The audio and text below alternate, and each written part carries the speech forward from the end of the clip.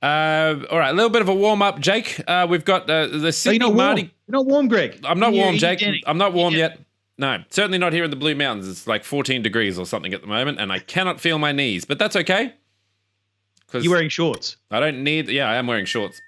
It's business up the top, casual down the bottom here. Yeah, I'm the reverse. Not too casual down there, though. Sydney Mardi Gras. Speaking of casual down there, Jake, Sydney Mardi Gras. Yeah. Sydney Mardi Gras has been moved to the Sydney Cricket Ground to ensure COVID-safe celebrations. Yeah, this. Moving on. Yeah, that's pretty well the story. I would say this is the 43rd consecutive Sydney Mardi Gras. It's a. I wouldn't have thought, like, if someone had said, how many Mardi Gras do you think there'd been? I would have said, like, I don't know, 6. Certainly not 40, somewhere between 6 and 43, like not 43. Yeah.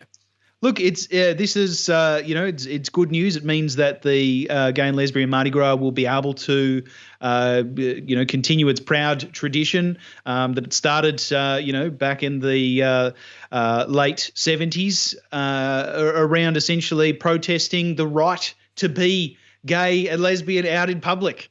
Yeah. And of course they've broadened the church. They've added extra acronyms to the to the Pride Parade, and people and genres and everyone's welcome. Everyone's welcome. Exactly. And that is really the purpose of it, which is fantastic.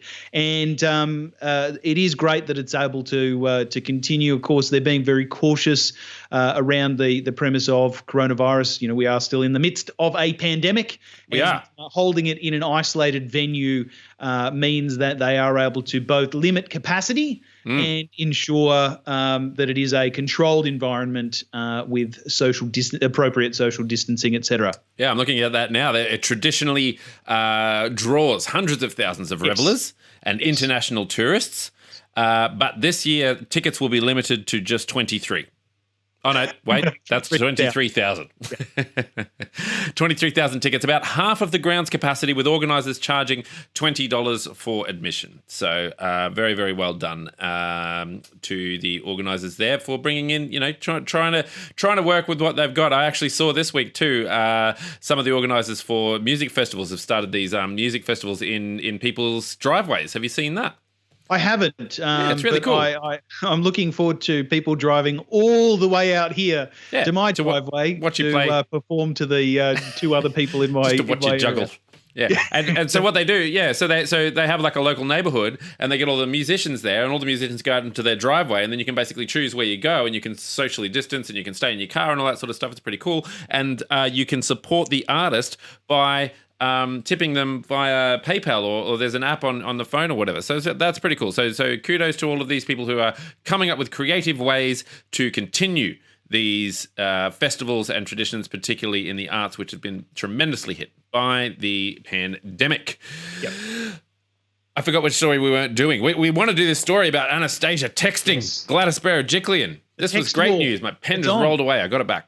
It's on. Now, congratulations to Queensland for winning the state of origin, and that was obviously on Anastasia Palaszczuk's mind this week. So, I mean, a little bit further back, a little bit more context. The tensions have been a little bit, it's been the relationship between the two premiers, Anastasia Palaszczuk and Gladys Berejiklian, has been tense for a while. Obviously, that's right. And Anastasia's been given a mandate.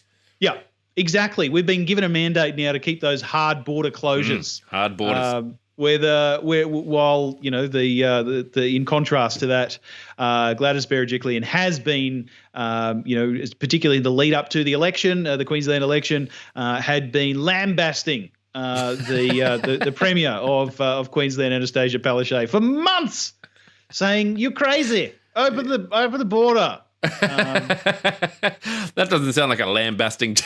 Well, look, when that happens once, it's a polite, it's a polite request. When it happens, I think Anastasia was saying it's something in the order of about 65 odd times that Gladys either personally phoned the Premier or or did a doorstop interview and lambasted Anastasia. All right. So what happened here? So we had the state of origin. Queensland kicked New South Wales's butt. It's just prior to that. So, I'm setting the stage. There's hard tensions here. There's hard tensions.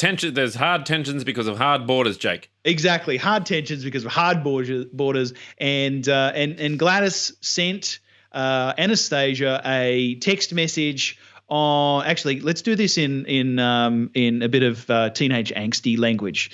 So Greg. Lol. Greg. Yes. Gladys sent Anastasia a text message on Sunday night to congratulate her, right, get this, for winning the election. OMG, that is such a Gladys thing to do. I know, right? I know, right?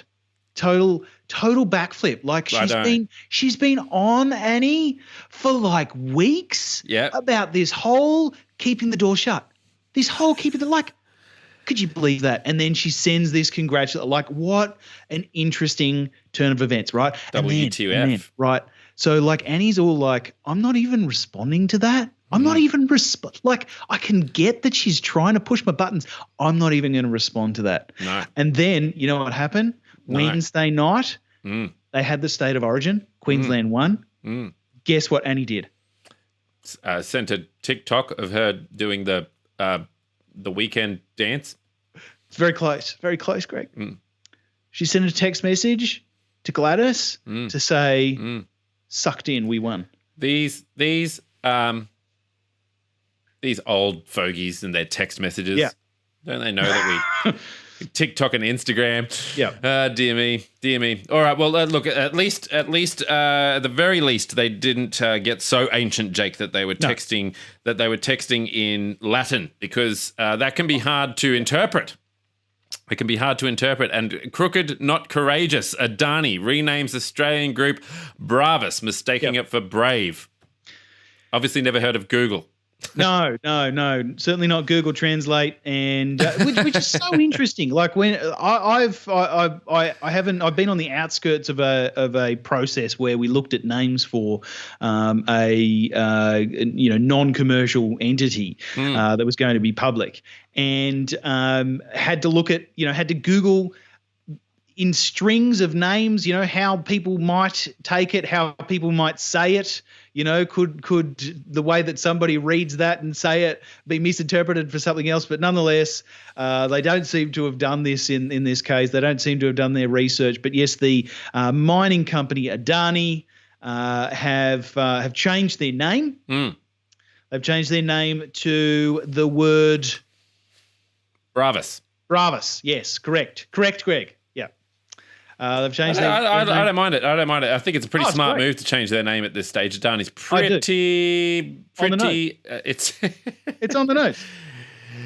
It's quite slandered, isn't it? It's quite a negative name.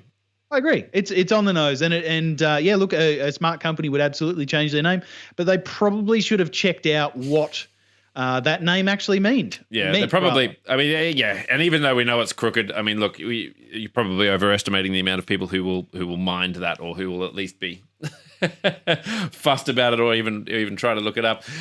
Well, yes, the name does, of course, in Latin translate to it translates to crooked or deformed, mercenary or assassin.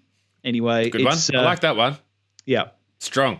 Maybe we should be called the Bravus. The Bravus, the podcast.